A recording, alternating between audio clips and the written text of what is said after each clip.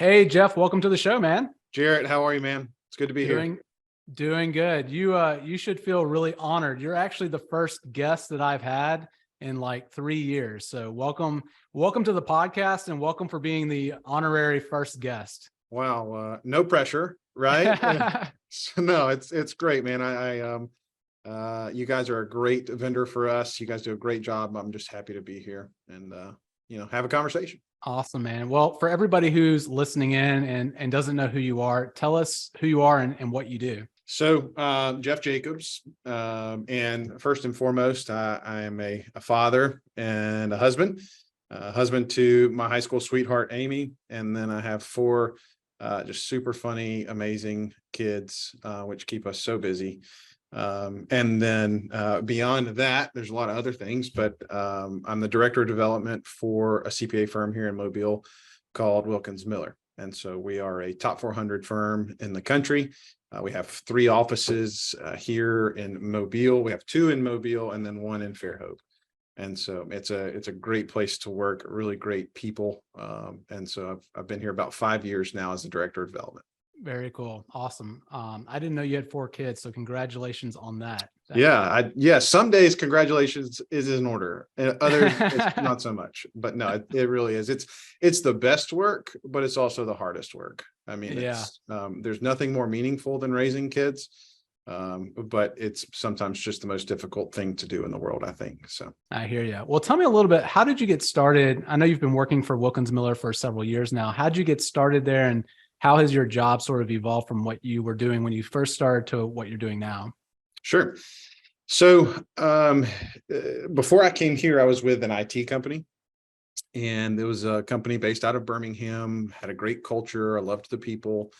And I was selling managed services. So meaning just more complex solutions in the IT world. I was selling to CEOs, CFOs, and mostly in the healthcare world. That's sort of where I was. And then that company got bought out, and it wasn't as good for the people on our side, which I think is fairly normal. And so I actually started looking for a job while I still had that one.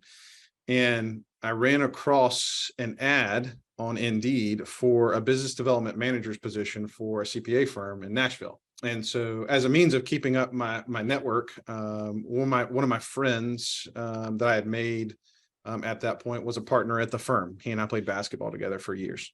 And so I'd take him to lunch every 6 months, and we would just chat. And so, but he was a friend. And so I thought it was a very interesting concept, business development for accounting. I'd never heard of it.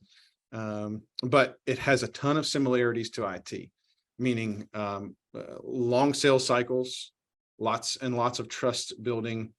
You don't just hand over the keys to your IT closet, and you don't just hand over, your financial records to just anybody, right? So it's extremely technical. It's like a whole nother language. So very, very similar. And so I called Michael, our partner here at the firm, and I said, "Hey, I'm thinking about taking this job in Nashville. I'd love to see what you think about it." Well, he knows this now, but I was never actually thinking about taking that job in Nashville. My wife is never moving more than half a mile away from her parents. So I wanted him to think about it for Wilkins Miller. So we went to lunch, we sat down, and he said, we've actually thought about, doing this at our firm, this position, business development. And so I said, okay. So we kept talking. And then a couple months later, I started working for Wilkins Miller as their director of development. So anyways, it's an interesting journey. So I created my own position. They didn't really know what to do with me. I didn't really know what to do with myself. And so it's really been an interesting journey, and I've 5 years now. So it's been great. I love that. See, sometimes you're in sales and you don't even know what you're selling. In that particular case, you were selling yourself to Michael, and Correct. Michael didn't even know it. No. And he knows now. I was a little hesitant to let that story go like publicly before, but he's aware. So That's we're awesome. all good. Very cool. So you started in this new role you created at Wilkins Miller, business development. How did you get going? What did you start doing? And what are you doing today? Sure. So when I first got here, I tried the things that I had been doing in the IT world. And a lot of it didn't translate, right? Even though there was long sales cycles and lots of trust in the IT world, there are even longer sales cycles and even more trust that has to be built in the world of accounting. It's just, people consider their CPA a trusted advisor, a partner, family member, I mean, it's a whole nother level of trust that has to happen to bring on a new accounting client. And so the things I was trying, cold calls and those kind of things, it just doesn't work as well. And that was something that I had gotten very good at in the IT world, making cold calls, cold email outreach, those kind of things. But here at Wilkins Miller, the majority of how we grow is referral based, right? So that all comes from just really building relationships, letting people know what it is you do. And so, that's really where a large portion of our focus has been over the past few years, is what I call centers of influence, COIs. And so we try to be real strategic with our centers of influence and know where our business comes from, making sure we're sewing into those relationships, building trust with those relationships, because at the end of the day, when someone sends us a referral, we want to make them look like the hero, right? That's our goal. And so it's just been a measure of building those relationships, improving the service, improving the experience of the client, and making sure that those people are sending us business do feel like that hero. So very cool. I've never heard the centers of influence. So how do you give me some examples of how you all sort of focus on that and use that as your growth tool? Yeah, great question. So centers of influence are really there. It's just if you are strategic with your centers of influence, you will try and pick those industries and people that have the most opportunity to send you business. And for us, that's been bankers, it's been attorneys, it's been commercial insurance has been big for us. And so we want to align ourselves with those people who have similar clients as to what we are looking for as well. So not every banker, not every attorney, not every commercial insurance guy is a great referral source for us, because we might not have the same level of client. And so really being strategic around that and building those relationships, making sure that we are constantly pouring into those people, touching base, communicating, giving back too. That's another piece of that is, we have a client base that they have needs, those clients do, and sometimes they need a new banker. Sometimes they need a referral to an attorney. So we're able to give them that and then sort of reciprocate the business. Very nice. So, Wilkins Miller, for most people who don't know, tell us a little about how big Wilkins Miller is. Give us a scope of what size accounting firm you are. Yeah, so we are a top 400 in the country. So we're within that top 400 firms. And then as far as employees go, we have roughly 90 to 95 right now. Sometimes we staff up a little bit for what we would call busy season. We're always busy, but we do have seasons that are busier than others. And so right now we're in the kind of the thick of that right now, busy season. So so we've, like I said, 3 offices and about 95 people at this point. So very cool. And so, there's a lot of accounting firms out there, and a lot of accounting firms, maybe one of them's listening, they don't have 95 employees. They're not that big, but they want to get that big. They want to grow their practice or their firm. What are some of the things you see in other accounting firms that, are maybe holding them back from reaching their goal and growing their firm? Yeah, another great question. The number one thing is it's really time, which is probably the case for any business. It's the most limiting factor we have is time and people. So, a lot of firms these days, they've lost, there has been some attrition. Wilkins Miller has gone through some attrition, thankfully less than probably many other firms. It's due to a really great culture. But the biggest challenge at this point, as far as growth is concerned, is having the people to do the work, which translates into, the people that are here not having enough time to both do the work and go get business, right? So as the director of development, I am more working through a team than going out and just beating the streets myself. And so when I'm trying to work through a team, that team is on the production line. They are producing the widgets, right? And what I am asking them to do is also go out and grow the business. So asking someone on the production line to leave the production line and go out and grow a business can be a challenge. And so that is probably the biggest hindrance to any firm's growth right now, is just the people and the time. So what do you recommend to other people who are maybe either in a business development role, or, you know, they could be the owner of the practice at this point? How do you help them overcome a challenge like that? Sure. So I really think the thing that the lack of time creates is it kills momentum.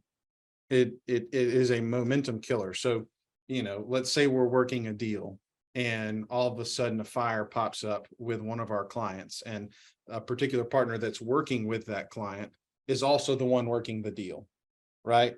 Well, the deal goes to the back burner, right? Because he's working on a client that's already paying us. So momentum, I tell people accounting is the place momentum goes to die. It's very hard to keep growth momentum going in the accounting industry because of things like busy season. You know, you just have accountants that are working lots of hours sometimes. And so it's just hard to continue growing in that. And so really, I think finding ways to create momentum is a key. And for us, that's been really, really hammering and focusing on our pipeline, and making sure that we are tracking that. We're keeping that close and in front.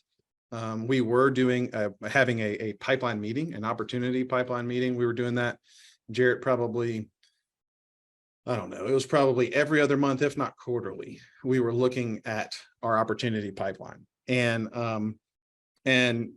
as a part of any other sales team that I've been on, we had regular Monday morning sales meetings, right?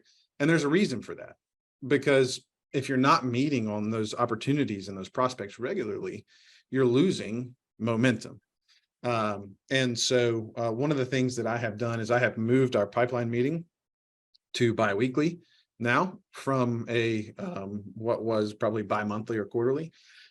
And so now it's almost tangible, right? The excitement that we can build around our growth and around the pipeline and the prospects that we're working on. So really, I'm just creating that momentum by meeting more regularly. Another thing that I do is there are some weeks where we can't meet.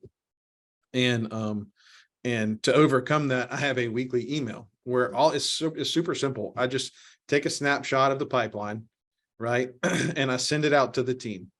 And I say, here's the pipeline. This is what we're looking at. If you have any changes, anything that needs to happen, or any next steps we need to try and cover, let me know. And what that does is it puts it in front of the team, and they all of a sudden realize growth is important, right? We need to continue growing even though we are busy.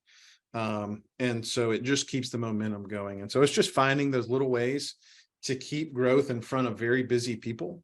And if you can do that, then you can grow. It's just it may not always come as fast as you want, but that's okay. We're still heading in the right direction. That's awesome. So you mentioned a few things there that I think are really important. Sure. You know, for accounting firms, professional services in general, one of the biggest assets I think we have as a professional service company is our people. And, you know, you all have 90 some odd employees. You have several partners who are very influential. They play a large role in your business development process, I would imagine. Huge. Yes. And so, you know, I think when a lot of people think about business development or sales, they picture an individual like yourself, right? Who is tasked with that objective of driving sales through the door. But the reality is that if you really want to grow and grow fast and meaningful, everybody can play a role in it, and everybody can pitch in and do their part. And so making sure that as many people as possible are involved, they all know the game plan, they all know the process. You can actually grow faster than you want to, because you're not depending on one person to do the job. You're depending on a dozen people to do the job. That's right. That's our belief, is we're better as a team than we are as any one individual. So Yeah. totally And agree. I love your momentum, your focus on momentum, and you're dead on, especially, if you don't have the luxury of having somebody like yourself in your company who can Mhm. keep an eye on the ball, keep the pipeline moving, if you're not there, I, as a business owner, the small business owner has to do all of it themselves, right? You mentioned time is our biggest limiting resource. That's right. And so, we may sit down one day and we may say, you know what, I'm just going to hammer sales today. And then all of a sudden you have to do work and you get taken off of sales, and then sales, there goes your momentum. Nobody's Right. working it. Right. And That's right. so I think having that process, having some sort of framework process that to follow, and taking those small, consistent steps on a regular basis, just like what you're doing with your team, is Mhm. very important, because growth doesn't happen overnight. You don't just get the big client today or tomorrow when you send out that one email. It takes small, consistent steps every day of the week, every week in the month, every month in the year. And so Mhm. having that process, having you as the quarterback to drive it, I'm sure is very helpful. It is. It is. And like you said, a lot of businesses don't have that luxury. Um, but one thing that I think a lot of accounting firms um, could do a better job of, and businesses in general, um, is educating their team on the service line, what you're capable of, what kind of client are we actually looking for. Because even if you have no time as a business owner, if you have a team that's well educated on the type of clients that are your best fit, and they understand your service lines and what you offer, as they're at the baseball game, or at an event, or doing a dance recital, or whatever that thing is, like, they're going to help you grow because they're confident, right? Accountants like to have all of the information before taking any action, right? And so if they feel ill-equipped to have a conversation with someone, they're not going to have it. And so what I find with accountants is, the more you educate them and help them understand the types of conversations that they could have with just people that they meet in their day-to-day, they are so much more likely to have those conversations. And then what also happens when you have a well-educated team is, when they're talking to a client, then they also tend to recognize business development opportunities within your own client base, which is actually what you really want, because that's business that is much, much easier to get and to serve. And so a well-educated team will grow the amount of business within your current client base, and they're much more likely to have growth-oriented conversations outside of the office, if they're educated, which keeps momentum going, even when you're too busy to spend that day on sales. So. Absolutely. That's a great point. And this is something that I've discovered in my career as well. Being in sales, for myself and for, literally anybody, is that, if you think about sales and what makes a really good salesperson, Mm. it's really their level of confidence, right? And so if you look at somebody who's really confident, you'll believe whatever they say, whatever they're selling, like you're excited about it too. And a lot of Right. people think of it in terms of self-confidence, which is an important role, I believe. But Mhm. I think it's something deeper. I think it's about the confidence in what you're talking about, and your confidence that it's the solution that will work. So Mm.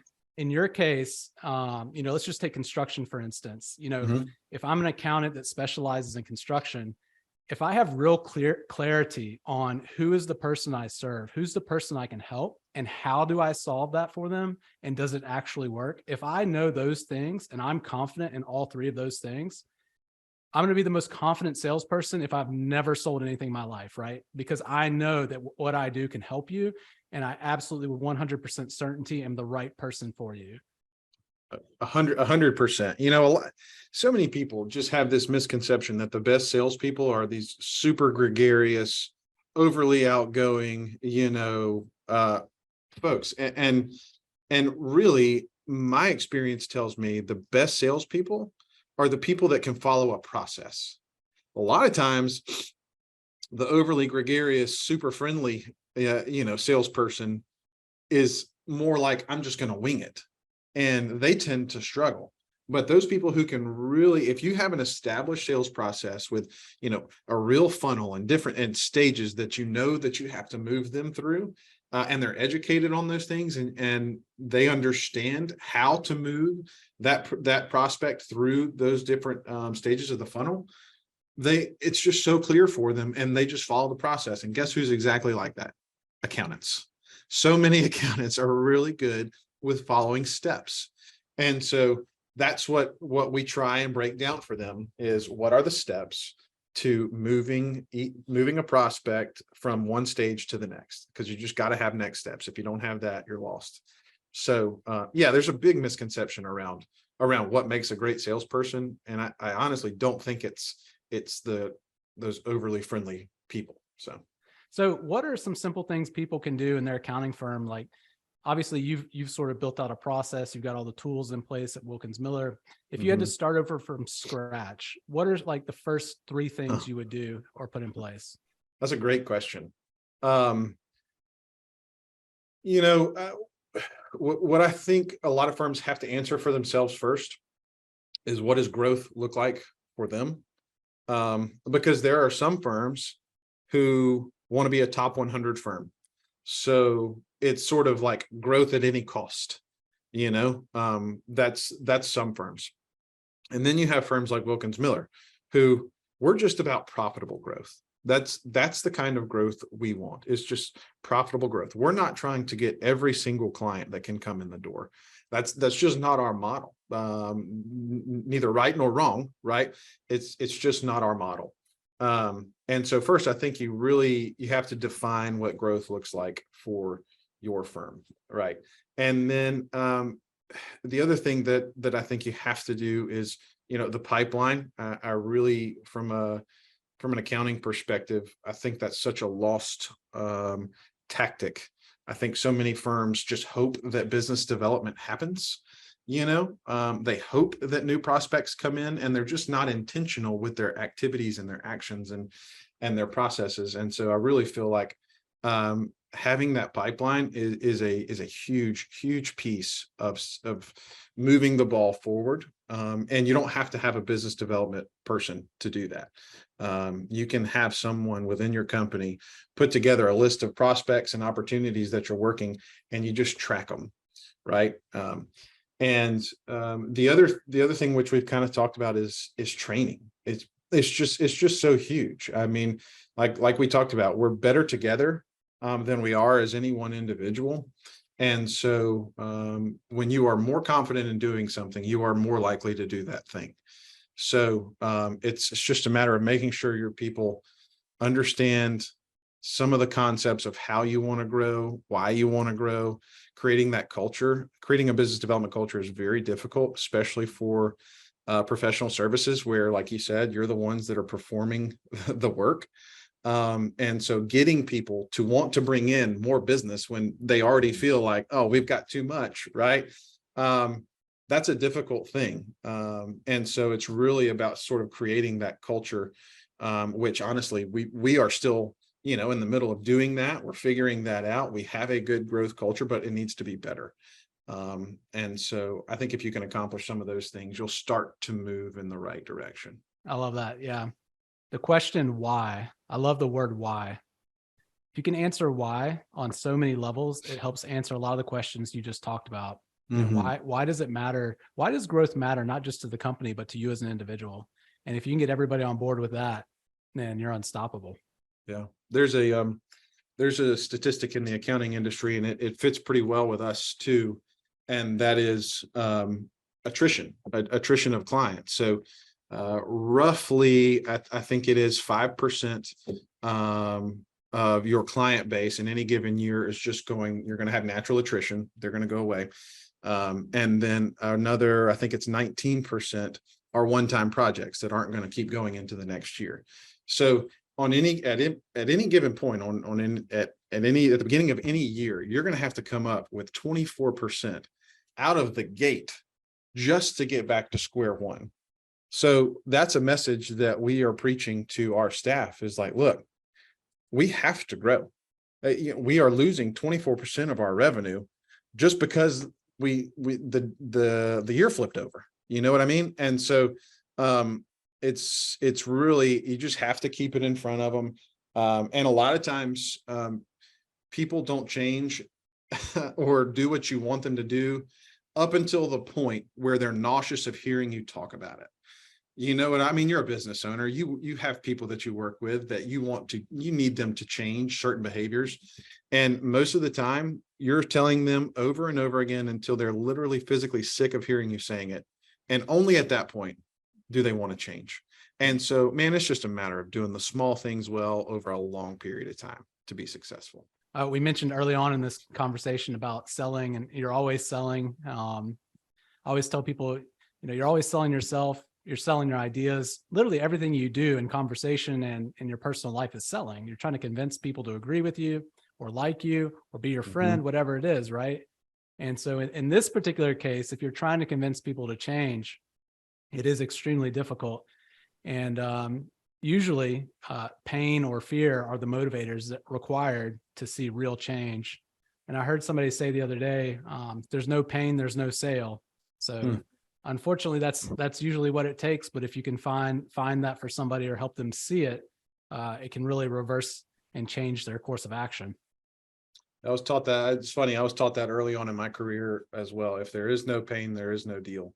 And when we are selling and we're out there talking to prospective clients, pain is one of the things we look for.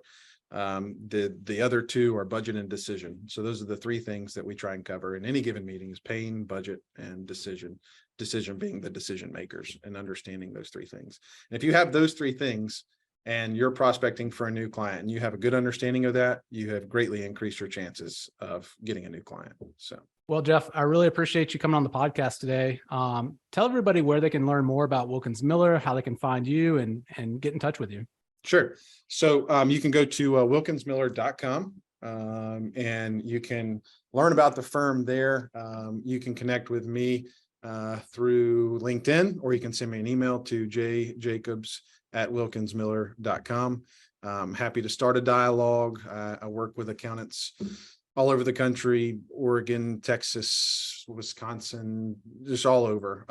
And so it's one of my favorite things to do, is work one-on-one with those folks. And so, yeah, if you want to start a dialogue, shoot me an email and let's have a conversation. Awesome. Thanks again, Jeff, for coming on the show. Thanks, Jarrett. Appreciate it. Had a great time.